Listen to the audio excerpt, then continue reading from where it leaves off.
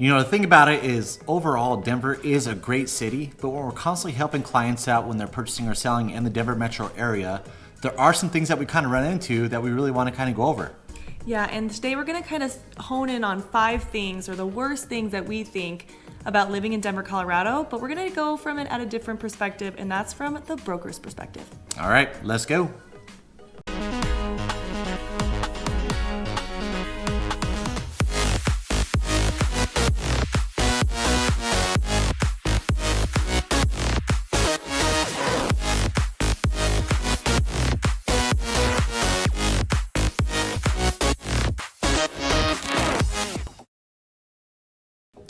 Welcome back to the channel. You guys are watching Living in Denver with your Colorado real estate family, Pete, Chelsea, Sweeney.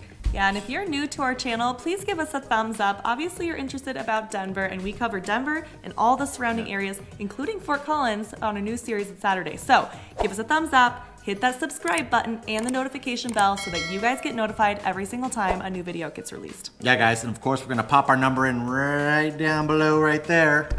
Licensed real estate agent, always helping you with your real estate purchases in Colorado. We love approaching our videos as a family and a natives, giving you the most info that you need to know if you're looking at relocating or even moving to a separate city in Colorado that you already live in. So let's go ahead and check it all out from the sky's view, and we'll be right back.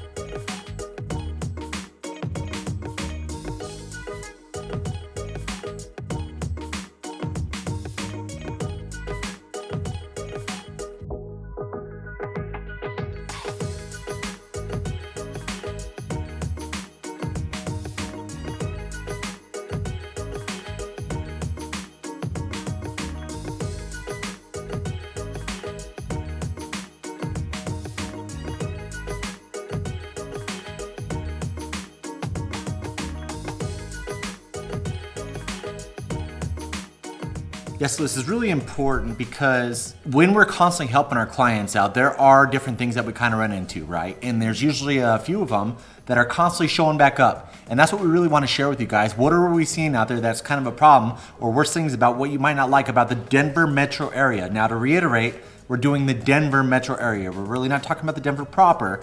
So just kind of hit on that. We're going to talk about maybe a few suburbs kind of on the outlying areas of downtown.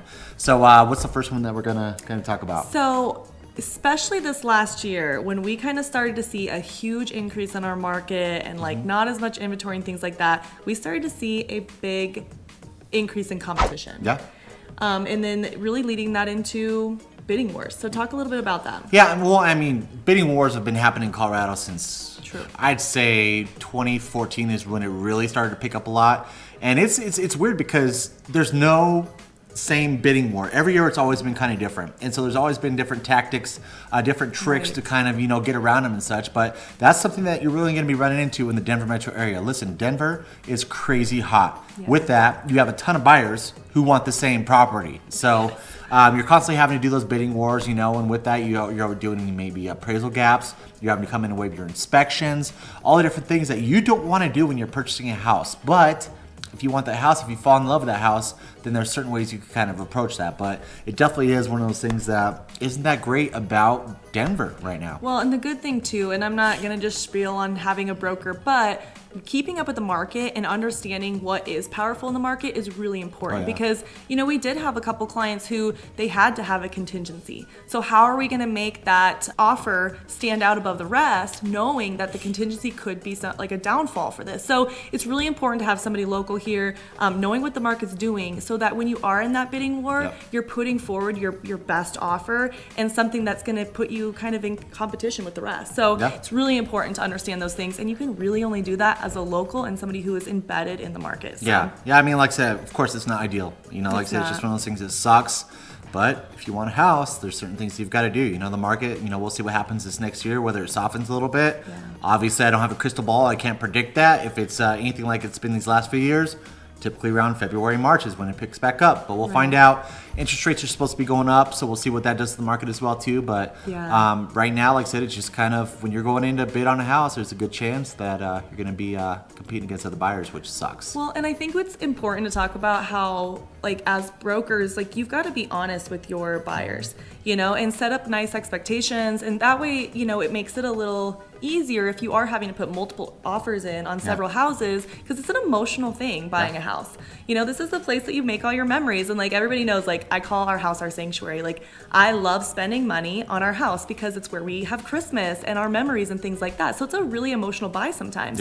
And so it's important for brokers to be really honest about, hey, you know, we could put in an offer. I don't know what that's going to look like, but we're going to do our best. This is the things that we can do to have some control over the situation. So really important to be honest with your, you know, your buyers, and just have that really close relationship. Okay, cool. So number 2, and this is kind of a little bit more your specialty than mine, but Metro Tax. So I'm not, like I said, I am not familiar whatsoever for the most part on other states or what's kind of happening there. In Colorado, we have a lot of Metro tax districts, right? And what sucks about that is your taxes essentially almost double at times, depending on what that municipality bond is. Break it down real quick. What a Metro tax is essentially what a builder does is they take a municipality bond out from from the city or the county, and what they do is they use that money for the infrastructure of the property. And then when it comes down to it and they sell the house, that goes back on the person that owns the house. So the person who's paying the taxes, the property tax of that property, ends up having to pay off the municipality bond. It ends up getting paid off after time. I'd say on average it's usually like right around 10 years. Do they tell you that up front? No, and they can't, because you don't know. You don't know, like I said, with that, you know, interest rates or whatever, it could always be something. Wait, are you saying that they tell you where there is one? No, they tell you that there is one, but do they tell you when the payoff time, when that'll go away? Nope, because it could always vary. It always varies, you know what I mean? So like the neighborhood that we're in right now, I think they just had to do like a refi or something like that of the bond, or they essentially had to do something just to kind of, because the rates were so much lower or something. I don't know. I really, like I said, I don't know that much specifics into it. All I know is what is happening is these builders are taking out these bonds, and then it gets passed on. So and you have very little control over that too. Like as homeowners, and even though we're paying for this, you know, extra tax, we don't really have any say as to how it changes, or if it'll, like, the time frame gets longer or if it's shorter. But you're just expected to pay, so it's really important to just know that. Well, and another thing that kind of sucks too is these builders don't really disclose that. No. They just go in there having you purchase the house, and the only builder that I feel like actually disclosed it without me having to come in and kind of advocate for my clients one time is they said, "Hey, guess what? We don't have that Metro Tax District. We didn't pull that out." They use it as a selling thing because they didn't have it because they didn't have to do it. But outside of that, a lot of builders, I feel like, and it's horrible that they're operating this way. Is they'll just kind of like slip it under the, you know, like, no, we'll sign this real quick, and then just like. See, but that's why it's super important to have a realtor with you. No, I know. Because, you know, oftentimes, us too, right? Like, we are sitting in our kitchen of our new build. So we just did this like 3 years ago.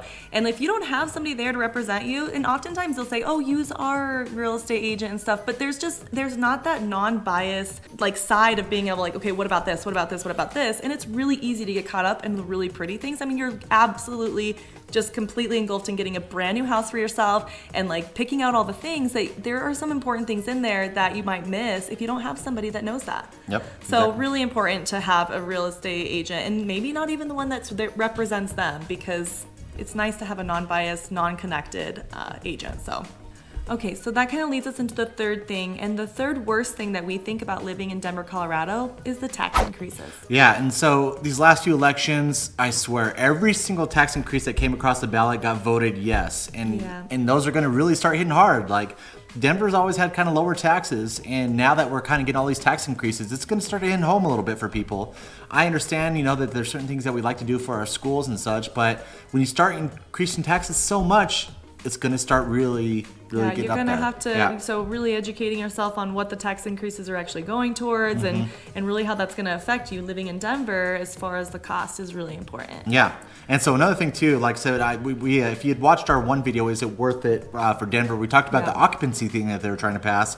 good news, just a quick heads up, a quick update on that is it did not pass. So, yeah. So tell them a little bit. If you haven't seen that video, you can go check it out. But just a quick snapshot of what that is they were going to try to change it to where multiple people, unrelated people living together, they were going to kind of bring that down from, I think it's like 5 or something, and they were going to bring it down to no more than 2. So that means roommates, shared living situations. That was starting in Denver. It hasn't spread to any of the other counties. We were a little nervous that was going to pass. Luckily it didn't. There was a lot more involved in the occupancy rule, but that's one of the things that we think keeps it a little bit more affordable living in Denver. And so I'm glad that you brought that up as an update. Well, I mean, just now, we just had one of our rentals that was up on the market and it just got rented out.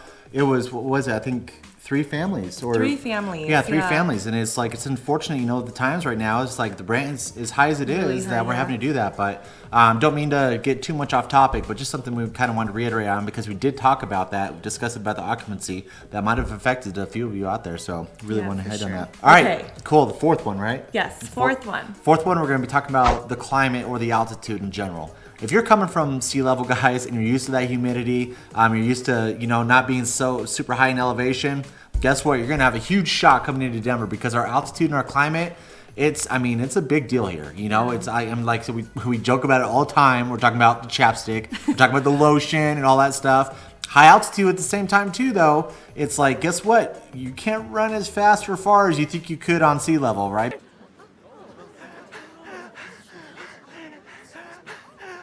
Because you have a lot less oxygen up here. Well, something really to take consideration. And not only running, we just had a client come here to check out some houses, and she's from Florida. Florida, right? Yeah. And she did not feel that well. And the only thing they could really think about is like maybe it's just the altitude change. And so it's funny because we have a house in Florida, and so we go back and forth, and I don't really feel a difference, but it's because we're used to being here. I definitely feel like it's easier to work out there, though.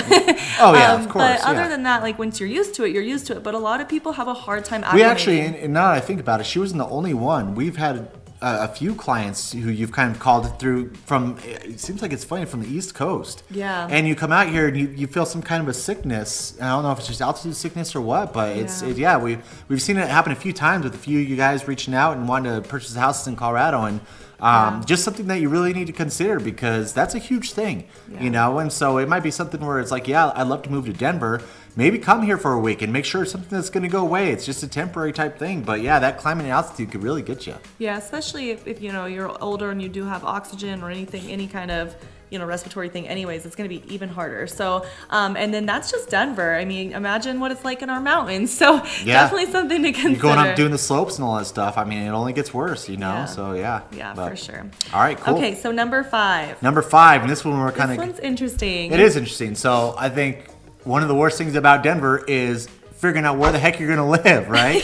And so, like I said, I mean, we're approaching this from a broker's perspective. A lot of times our clients, they don't know because there's so many great cities, so many great areas, suburbs that are surrounding the Denver area. They don't know where they want to be. Hard to narrow it down. Yeah, and so it's kind of like one of those yin and yang type things, but it's great that we have so many great cities, so many great areas, so many great neighborhoods to live in, but choosing them, it's like we've had a few clients that's just like, man, this is a hard decision. Stop thinking about what I want, what he wants, what your parents want. What do you want? What do you want? It's not that simple. What do you want? We'll be bouncing back and forth from city to city because maybe they eliminate Denver because it's the city life. Maybe they're like, okay, I know I don't want to be like in the heart of Denver. Yeah. Okay, great. But you still have so many other cities. That it only eliminates one major city here, and all of the surrounding suburbs, they all have something a little bit special, but they also have some similarities depending on how close they are to each other. So it's really hard to narrow it down. And then of course there's that whole like upcoming area issue, right? So we have a lot of upcoming areas. We have a lot of areas that are, we're seeing scrapes, we're seeing, areas change. Yep. And so without having somebody local, it's hard to figure that out. And then when you start getting into it, you're like, okay, well, I'm starting to see it change. So then do I go somewhere that I know is changing, it's going to be better and it's going to increase our equity? Or do I go into a neighborhood that's already well established and kind of brand new and has the feel already? So there's just a lot to think about when coming to Denver, and we have a lot of great cities and suburbs to look at. Yeah, and I mean, that's why we try to cover as much as possible, try and get in depth as much as possible, because it's kind of good to try and narrow that down. But there's been multiple times where sometimes you guys are interested in one area and then you end up going elsewhere because you're like, oh, wait a second, you guys talked about this one time.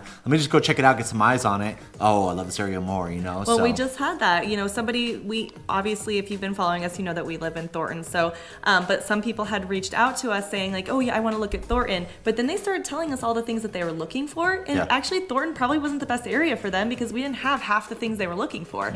And so it was just interesting because they had an idea, and then we were able to say, well, let's at least check out these surrounding ones from Thornton because you might get a little bit more of what you're looking for with a very slight increase. So yeah, it's just interesting. I'd say, I mean, it's a good problem to have, right? It's a good problem having end on a good an note. abundance of great areas to live as opposed to somewhere that we're like, you know, kind of strapped, and then, you know, that's where price points kind of get driven up because if you have one great area, guess where everyone's going to want to go. Yeah. So it's kind of nice that you do have, you know, quite a variety of different neighborhoods, but at the same time, it's a lot. It's a little stressful kind of. I mean, if you have any like type of indecisiveness or anything, holy crap, do I want to be there or here? Because they all have great little aspects to each of them, but some of them share the same great aspects too, like great little downtowns. Okay, cool. Let's go and talk about Highlands. Yeah. Let's talk about Tennyson. We'll talk about Wash Park. You know, so they all kind of. It's just kind of figuring out which one is ultimately best for you. And there's a few different variables that we kind of look at. You know, distance to Denver, certain or even things. schools. Schools.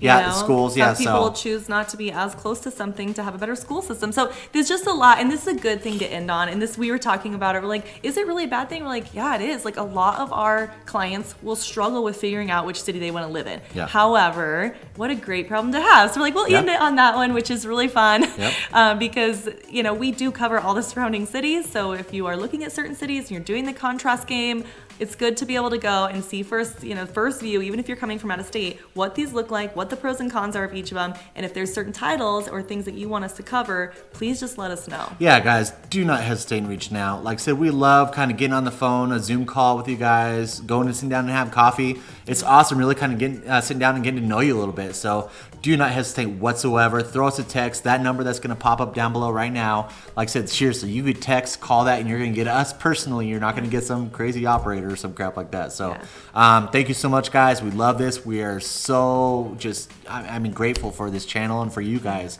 It's been amazing. Yeah, not only do we get to spend time together going around our beautiful state, but we also get to like coordinate with other families and help them, families or not. And individuals. Yeah, it's like families or not, but really just having people come in and ask and making friends too, which is really fun. That's true.